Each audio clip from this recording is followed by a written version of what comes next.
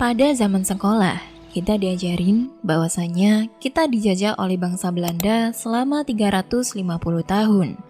Tapi, ternyata itu salah. Faktanya pada zaman itu, yang menjajah Nusantara mayoritasnya bukanlah sebuah negara, melainkan sebuah raksasa perusahaan terkaya yang berasal dari Belanda.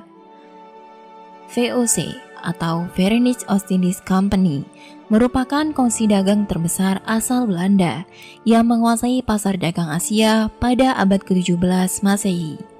Kekayaan VOC ditaksir mencapai hingga 7,9 triliun dolar atau sekitar 125 kuadriliun rupiah yang menjadikannya salah satu perusahaan terkaya sepanjang sejarah umat manusia. Dengan kekayaan tersebut, artinya apabila perusahaan-perusahaan terbesar di zaman sekarang digabungkan, seperti Google, Microsoft, dan Apple dijadikan satu, VOC masih bernilai 3 kali lebih tinggi. Bahkan, nilai kekayaan perusahaan ini memiliki kekayaan lebih besar dari PDB negara di dunia, selain Amerika dan China. Dengan lebih dari 50.000 pekerja, yang diantaranya adalah memiliki pasukan militer sendiri, pasukan armada laut, 150 kapal dagang, dan 40 kapal perang yang menjadikannya sebagai perusahaan yang tak bisa disentuh lawannya. VOC bisa mencapai kejayaan ini karena mereka diberikan hak istimewa oleh pemerintah Belanda, seperti bisa mencetak mata uangnya sendiri, bernegosiasi dengan negara lain, hingga bisa mendeklarasikan perang kepada siapapun yang membuatnya disebut dengan negara di dalam negara. Dalam video ini, saya akan membahas tentang bagaimana perusahaan ini terbentuk hingga keruntuhannya. Bagaimana mereka bisa menamai Nusantara menjadi Hindia Belanda, dan apakah benar VOC sebenarnya tidak menjajah Nusantara, melainkan mereka sudah membeli sebagian dari wilayah Nusantara, namun disembunyikan oleh sejarah Indonesia. Dan apakah benar Belanda telah menjajah Indonesia selama 350 tahun?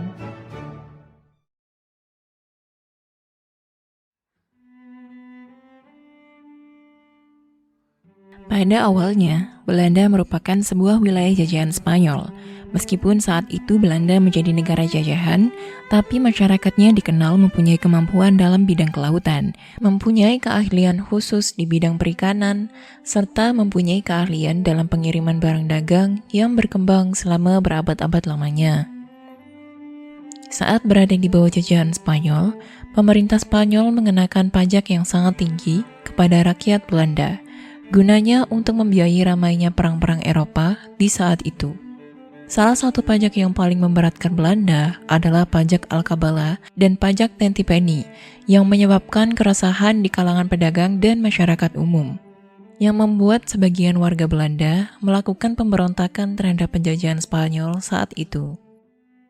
Puncaknya pada tahun 1568 Masehi, di bawah kepemimpinan Willem van Orange, seorang bangsawan Belanda menentang keras dan bersuara tentang dominasi Spanyol di negaranya, yang mengakibatkan pemberontakan dan perang besar terjadi antara Belanda dan Spanyol, yang perang tersebut dinamakan Perang 80 Tahun.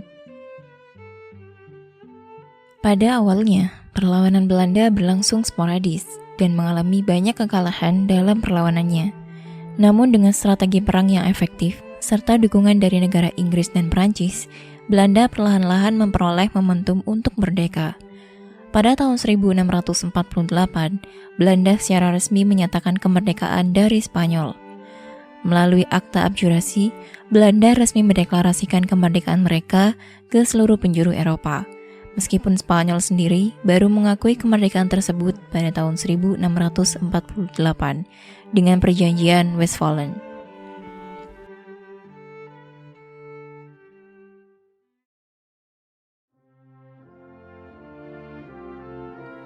Sebelum kedatangan VOC ke Nusantara, Portugis dan Spanyol merupakan negara yang menjajah wilayah Nusantara, khususnya di Maluku.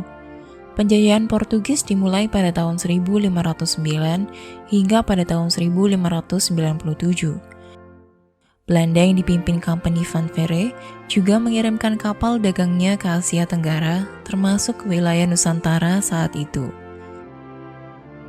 Pada waktu itu, VOC sendiri masih belum terbentuk, sehingga Belanda yang masih belum kuat secara militernya saling berkompetisi dengan Portugis guna mendapatkan rempah-rempah di wilayah Asia Tenggara. Mengalami perkembangan yang pesat, Belanda menghadapi masalah dengan pedagang Spanyol dan Portugis. Hal tersebut membuat pemerintah Belanda mendirikan VOC pada tahun 1602 dan memberikan hak istimewa kepada VOC.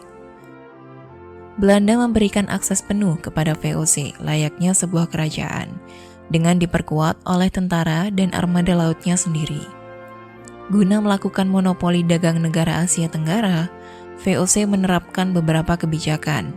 Salah satunya adalah hak menebang tanam rempah-rempah milik siapapun guna diangkut ke Eropa.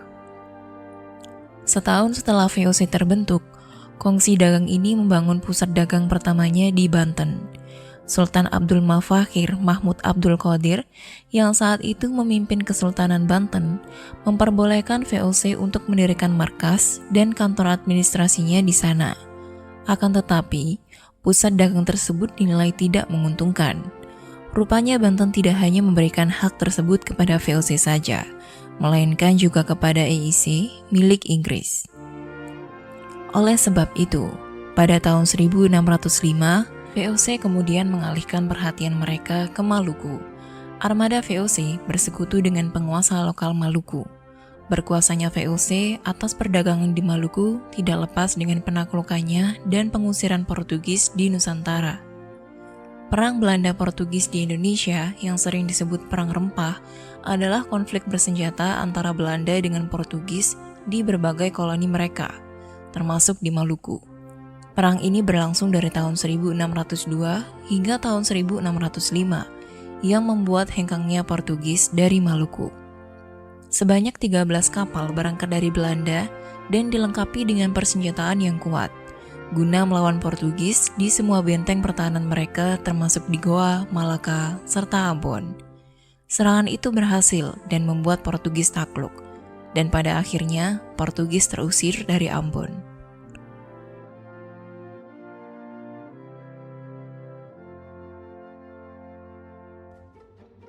Setelah bisa mengusir Portugis dari Maluku, VOC lebih leluasa untuk mendapatkan keuntungan yang lebih besar dari kekayaan Nusantara, serta dengan semena-mena.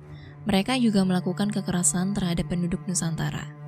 Hal ini dilakukan melalui teror dan ancaman kekerasan terhadap pribumi, dan juga terhadap orang-orang non-Belanda yang mencoba mengambil keuntungan dari wilayah jajahannya tersebut, seperti ketika penduduk tersebut menjual biji pala kepada pedagang Inggris. Pasukan Belanda tidak segan untuk menghabisi penduduk tersebut. Mereka juga mendeportasi hampir seluruh penduduk wilayah itu, serta kemudian menjadikan budak-budak yang bekerja di perkebunan yang mereka rampas dari pribumi.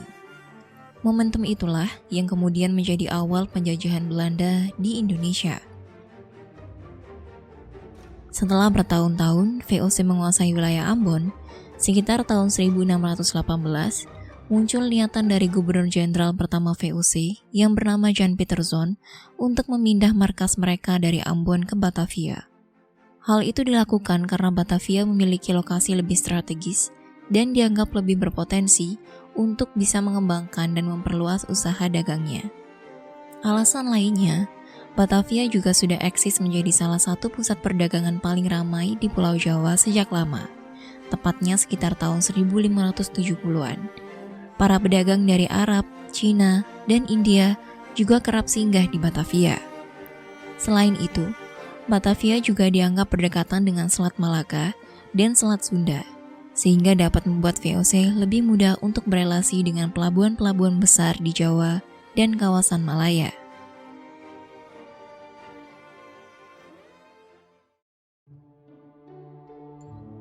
Setelah sukses memindahkan markas mereka ke Batavia, VOC kemudian melakukan strategi licik terhadap kerajaan-kerajaan di Nusantara.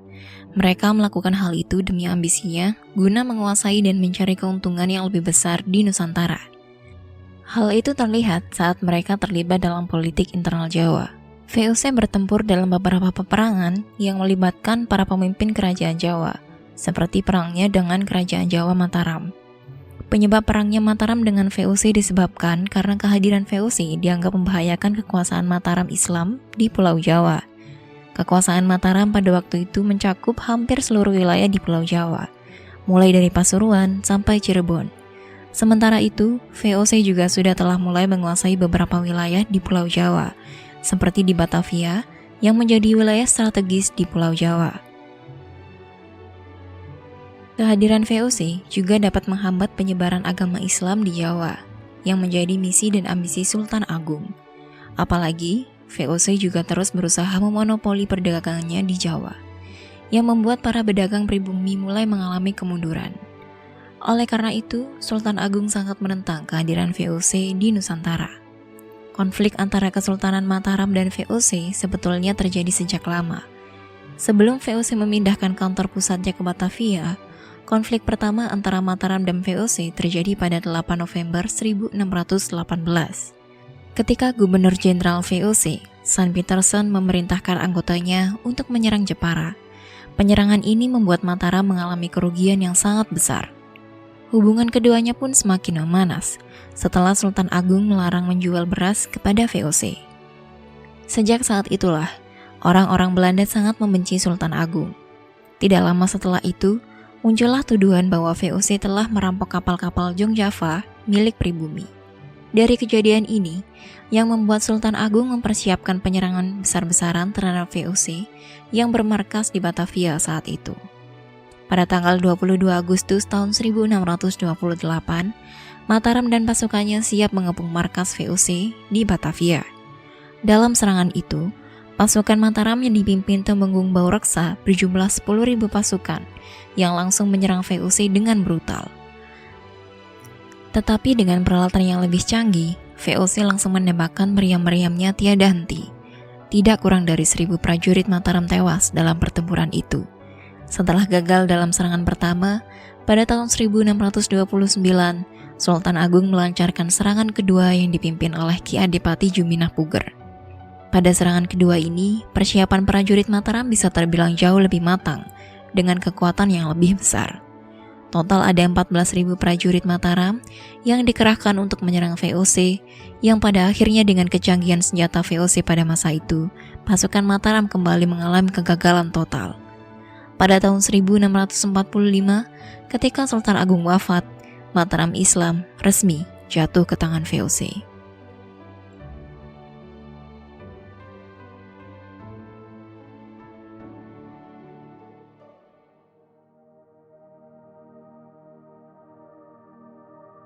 Pada akhir tahun 1799, VOC dinyatakan bangkrut, dan pada akhirnya, wilayah jajahannya tersebut diserahkan kepada pemerintahan Belanda, yang menjadi awal mula nama Nusantara diganti menjadi Hindia Belanda oleh Kekaisaran Belanda.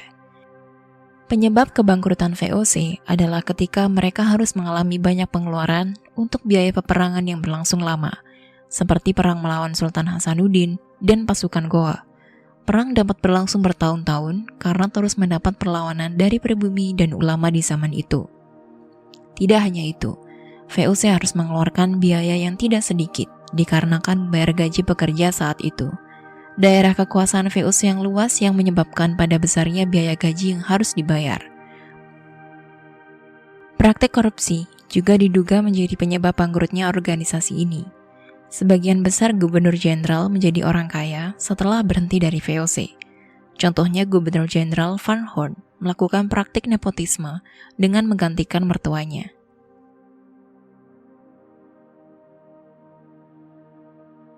Setelah proklamasi kemerdekaan Indonesia pada tahun 1945 lalu, ternyata masih ada perdebatan dan kejanggalan dalam kolonisasi Belanda di Indonesia. Salah satunya adalah ketika pembangunan Jalan Raya Anyer sampai Panarukan di era kolonial Belanda. Hal itu ramai menjadi perbincangan masyarakat akhir-akhir ini. Narasi sejarah yang menyebut jalan itu dibangun lewat sistem kerja paksa dan kekerasan ternyata telah terbantahkan. Belanda disebut telah menyiapkan pembayaran upah pekerja untuk proses pembangunan jalan raya tersebut.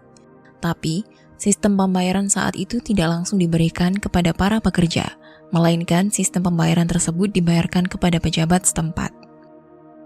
Dendels yang saat itu menjadi kepercayaan Belanda dalam proyek tersebut telah memberi 30.000 ringgit, yang bukti kwitansinya tersimpan di salah satu museum Belanda.